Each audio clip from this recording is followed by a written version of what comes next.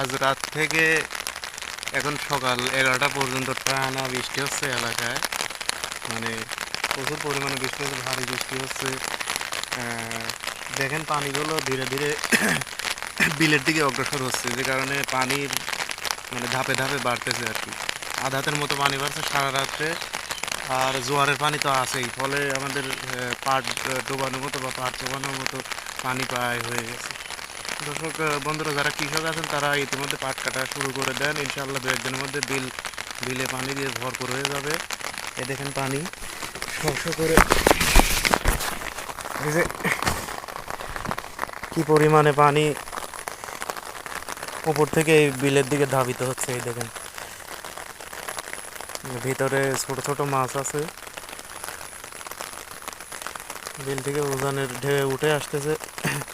ইতিমধ্যে জোয়ারের পানি প্রবল বেগে আসতেছে উপরের দিকে। এই যে